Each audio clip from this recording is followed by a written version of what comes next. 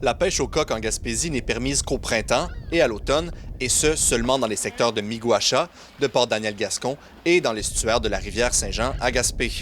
Le député de Bonaventure a récemment mandaté Mérinov, un centre de recherche, pour évaluer la qualité de l'eau dans la baie des Chaleurs. L'étude de Mérinov démontre qu'on a une qualité de l'eau exceptionnelle dans la baie d'Escuminac-Pointe-Lagarde qui laisse présager une possibilité de réouverture de la pêche aux mollusques ici. Ici, l'hiver, on a la pêche à l'éperlan et des gens de partout viennent à la pêche. Ça part de Rimouski puis ça va jusqu'à Chandler.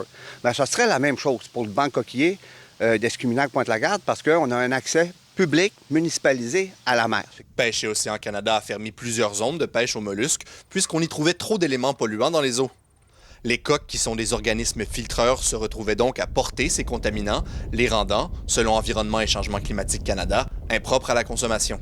Si la pêche aux coqs revenait en grand dans la région, certaines municipalités seraient prêtes à participer au projet.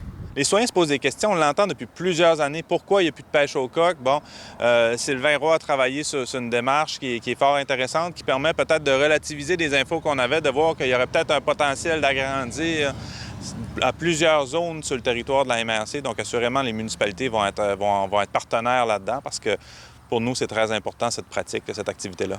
Mais de nombreuses vérifications doivent être faites avant de considérer une ouverture plus large de la pêche au coq.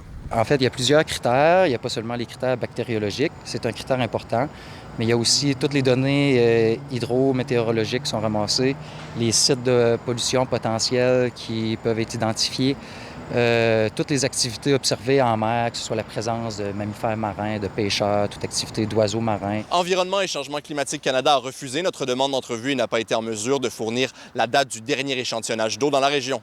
Ici Louis Pelchalabelle, Radio-Canada, Carleton-sur-Mer. Ici Gaspésie, les îles de la Madeleine.